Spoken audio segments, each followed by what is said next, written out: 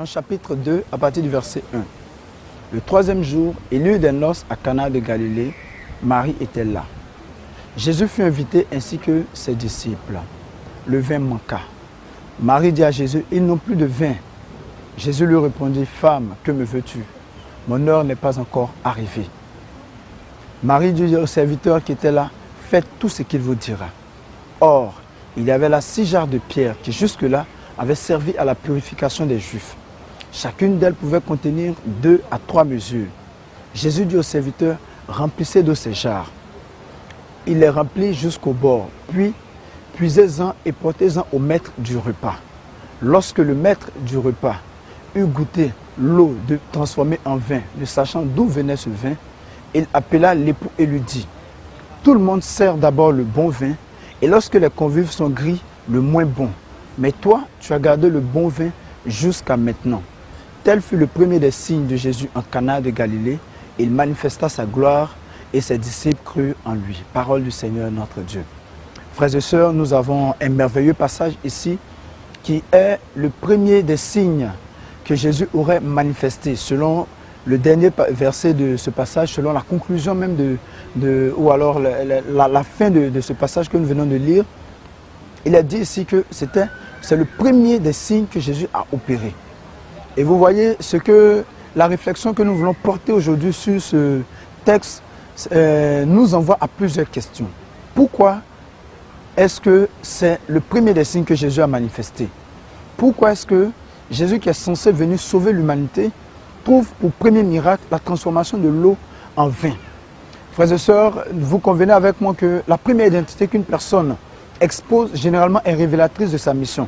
C'est pourquoi justement nous sommes portés vers ce message et nous voulons l'étudier en profondeur. Jésus qui est annoncé par Ésaïe comme venant pour mourir à la croix et qui allait nous sauver. Et il a dit même dans Ésaïe chapitre 53 que par ses meurtrissures, nous avons la guérison. Alors je serais d'accord que ce Jésus-là vienne un jour, qu'il guérisse un malade comme premier signe, qu'il ressuscite un mort comme premier signe, ou même qu'il libère des captifs comme premier signe. Mais nous sommes à un mariage. Il est dit qu'à ce mariage, les gens ont bu. Les convives sont gris, comme il est dit dans le passage ici. Ça veut dire qu'à un moment, quand même, les gens ont suffisamment bu. Mais Jésus trouve le moyen de nous faire là un miracle. La transformation de l'eau en vin. Et ce miracle est engendré comment?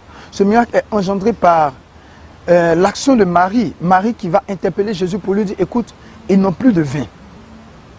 Jésus va lui donner une réponse qui doit nous interpeller et laquelle réponse est parfois mal interprétée. Femme, que me veux-tu? Mon heure n'est pas encore arrivée.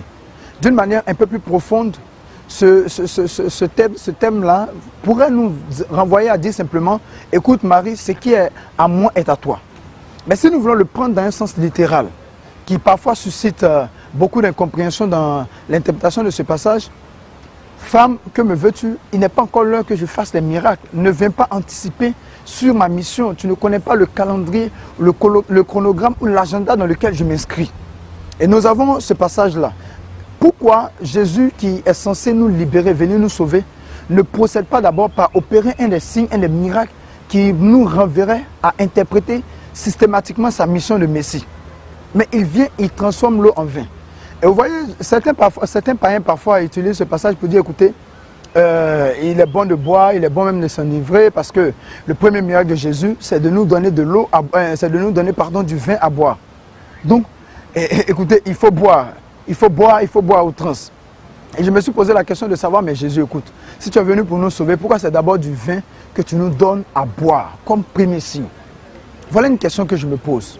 Deuxième chose, pourquoi Jésus, toi qui es venu pour nous sauver, la manifestation de ta puissance se fait lors d'un mariage? Frères et sœurs, vous convenez avec moi que le Seigneur parle de son peuple comme parlant d'une femme, comme parlant de son épouse. Et vous allez voir que l'Église, ou si vous voulez le peuple juif, le peuple de Dieu, ayant péché, a créé la rupture entre cette relation et l'époux. Entre elle et l'époux. C'est-à-dire quoi? Cette relation d'intimité, ce mariage qui existait entre Dieu et son peuple a été rompu par le péché de l'homme. Désormais, il n'y a plus cette complicité-là entre l'époux et l'épouse. Et Jésus, justement, vient à un mariage pour opérer son premier miracle, d'abord pour rétablir une chose, la communion, le mariage entre son peuple et lui. la deuxième des choses, c'est que plus tard, Jésus va nous donner de comprendre une chose, parce que on nous parle de vin. Pourquoi le vin? Jésus, plus tard, va rencontrer les disciples d'Emmaüs. Nous connaissons bien le passage. Et il va dire ceci: prenez cette coupe de vin. Et il va bénir la coupe de vin. Il va dire: ceci est mon sang versé pour la rémission de vos péchés.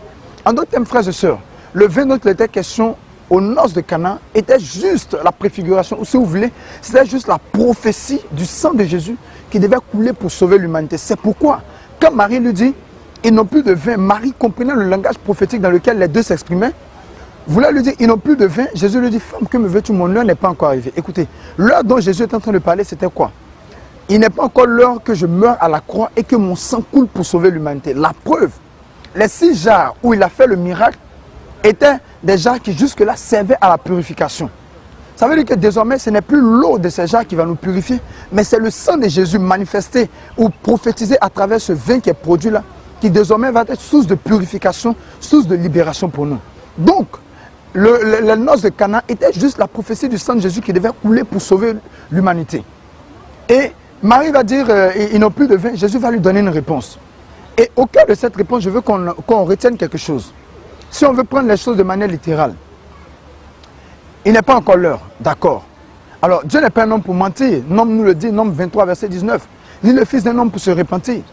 Mais le même Dieu qui a dit: il n'est pas encore l'heure que je fasse le miracle, bizarrement, dès qu'il a fini de dire qu'il n'est pas encore l'heure, il a fait en même temps le miracle. Comme pour dire que quand il y a une intervention de Marie dans une affaire, lorsqu'il y a une intercession de Marie dans une affaire, quoique ce ne soit pas le temps forcément établi pour les choses, quoique ce ne soit pas le calendrier normal établi pour les choses, quand nous passons par Marie, parfois nous pouvons être bénéficiaires des grâces qui en temps normal ne pouvaient être produites dans le temps dans lequel on a demandé cela. C'est pourquoi je veux dire que Marie est quand même source et canal de bénédiction. Et si nous sommes d'accord avec le fait que ce vin qui a été donné là, dans ces 6 jarres, vous voyez que l'homme a été créé au 6e jour, sans vouloir faire de la numérologie, ce vin qui a été donné dans ces 6 jarres, qui pouvait contenir 100 litres chacun, vous allez voir que simplement, c'est Marie qui a actionné la prophétie du sang de Jésus qui devait couler pour sauver l'humanité. C'est pourquoi nous, catholiques, nous croyons que Marie intervient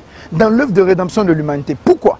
Parce qu'aux noces de Cana, qui prophétisait simplement que Jésus allait verser son sang pour nous, c'est Marie qui a été l'actrice principale de ce miracle du vin qui préfigurait le sang de Jésus. C'est pourquoi il faut croire que Marie intervient dans l'œuvre de rédemption de l'humanité, dans l'œuvre de rachat de l'humanité. Et frères et sœurs, vous convenez avec moi que Dieu même qui est Dieu, comme le dit Saint Louis-Marie Grignon de Montfort, pour sauver l'humanité, a eu besoin de passer par Marie. Et nous, pour recevoir ce salut, nous devons aussi accepter Marie. C'est pourquoi il est mentionné dans le verset premier, Marie était là. Clairement, on aurait pu dire, Jésus était là, Marie aussi est arrivée. Mais vous voyez qu'on énonce l'histoire en disant qu'il a eu un mariage au 3e jour, comme pour dire que le sang de Jésus qui a coulé au 3e jour par la résurrection nous rétablit dans notre union avec le Seigneur, par la résurrection nous rétablit dans notre alliance avec le Seigneur. Et mieux, ce que nous devons comprendre ici, c'est qu'il y avait là 6 jarres de pierre qui jusque-là avaient servi à la purification des Juifs. Chez nous en Afrique, de coutumes voisines avec les Juifs, le récipient utilisé pour se laver n'est pas un récipient utilisé pour la consommation en termes de boisson. Je veux dire quoi simplement? Le seau avec lequel nous partons dans la salle de bain n'est pas ce seau ou n'est pas l'instrument qu'on va utiliser dans la cuisine. Donc, ces jarres-là, jusque-là, servaient à laver les gens. Et j'aime bien jusque-là. Cela voudrait dire qu'après ce jour-là, ces jarres-là ont eu une autre connotation, ont eu une autre mission. Ces jarres-là servaient à laver les gens. Mais, quand Marie est intervenue, ces jarres ont changé de fonction. Et vous convenez avec moi que quelqu'un qui lave régulièrement est quelqu'un qui est toujours en contact avec la souillure, est en contact avec ce qui est sale, ce qui est peu honorable, ce qui est humiliant.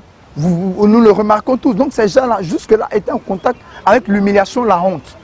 Mais ce jour-là, quand Marie a eu à intercéder, ces gens ont changé de fonction. Parce que grâce à ces gens, le mariage a pu se poursuivre.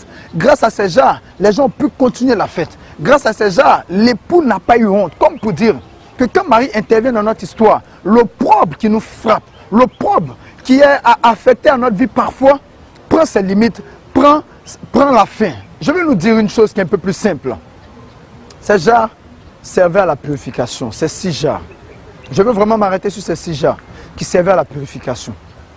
Mais quand Marie est intervenue, ces jarres ont changé de fonction. Frères et sœurs, ces jarres servaient à la purification de qui? Des hommes, des êtres humains. Donc quand les gens étaient sales, c'est là qu'ils avaient recours à ces jarres. Jamais ces jarres-là n'étaient honorés, jamais ces jarres-là n'étaient considérés dans des lieux honorables. Mais quand il y a eu le miracle, la transformation de l'eau en vin, il a dit une chose, c'est que ces mêmes hommes-là qui jusque-là avaient confronté ces jarres à l'humiliation, à la souillure, à l'opprobre, à la honte, à ce qui est peu honorable, ces mêmes hommes-là ont eu recours à ces jarres pour continuer la fête. Comme pour dire quoi? Que tu es peut-être dans une situation où des gens ne te respectent pas. Tu es peut-être dans une situation où les gens t'ont catalogué à la honte. Tu es peut-être dans une situation où les gens t'ont mis dans une sphère où les honneurs, tu ne les connais pas. Tu ne connais que le rabaissement. Tu ne connais que l'humiliation comme ces jarres. Mais la suite nous montre que Dieu a succédé les événements de sorte à ce que ceux qui ont traité ces jarres-là comme ça depuis toujours se retrouvent un jour dans une situation où ils sont en manque de quelque chose, où ils ont besoin d'une chose. Ils ont besoin du vin pour continuer la fête, pour continuer le mariage. Et ce jour-là, il n'y avait pas de vin. Ils ne trouvaient le vin que dans les jarres. Ces jarres qu'ils avaient rejetées, comme pour dire avec Actes chapitre 4, le verset 11, que la pierre qu'ont rejetée les bâtisseurs est devenue la principale de langue. Je veux nous dire une chose. Si depuis toujours, les gens t'ont rabaissé, les gens t'ont humilié, les gens t'ont mis à l'écart, Dieu succédera les événements de sorte à ce que les gens se retrouvent un jour, comme à ce mariage-là, où ils ont besoin de quelque chose, où ils manquent d'une chose, et que ce jour-là, tu sois la seule personne à être en possession de la chose. Cela a été possible que par l'intervention de Marie. Marie ne vient pas que pour intercéder pour nous, mais Marie valorise la nature humaine. Marie, quand tu as recours à elle, ta dignité est restaurée. C'est pourquoi la Bible dit on ne t'appellera plus la délaissée, mais on t'appellera la bien-aimée. Frères et sœurs, je veux qu'on retienne en substance que le vin dont il était question là, d'abord a été produit un mariage parce que Dieu voulait rétablir à travers le sang du Christ qui allait mourir, qui allait couler pour nous, pardon. Dieu voulait d'abord rétablir là, la communion, le mariage entre son peuple et lui. 1. 2. Le vin qui était là était la prophétie du sang de Jésus qui devait couler pour sauver l'humanité. C'est pourquoi quand Marie dit ils n'ont plus de vin, Jésus lui donne une réponse claire. Femme, il n'est pas encore l'heure. L'heure n'est pas encore arrivée que mon sang coule pour les sauver. Donc, de manière prophétique, Jésus n'était pas en train de la rabourer. Il était juste en train de lui dire que ce n'est pas maintenant que je vais mourir et que mon sang va couler. La dernière des choses que nous devons retenir, c'est que le même Jésus qui a dit il n'est pas encore l'heure que je fasse le miracle, bien qu'il ait fini de le dire, il a en même temps fait le miracle pour dire que quoi que ce ne soit pas le temps, parce que Dieu n'est pas un homme pour mentir. S'il a dit qu'il n'est pas l'heure, effectivement, il n'était pas l'heure. Mais parce que Marie est passée par là, la saison du miracle et du témoignage a été anticipée. Quand Marie est dans votre histoire, quand Marie est dans votre vie, même quand ce n'est pas encore l'heure de la promotion, vous pouvez accéder à la promotion. J'aime quand Siracide dit que du matin au soir, tout peut changer. Dieu s'est fait vite. Que le Seigneur nous bénisse et qu'il relève toutes les personnes qui jusqu'à aujourd'hui ont été rabaissées comme ces jarres d'eau, qui relève toutes ces personnes qui jusqu'à aujourd'hui n'ont jamais connu l'honneur. Mais Dieu succédera les événements de sorte à ce que la pierre qu'ont rejetée les bâtisseurs devienne la pierre incontournable de l'œuvre de construction. Que Dieu nous bénisse.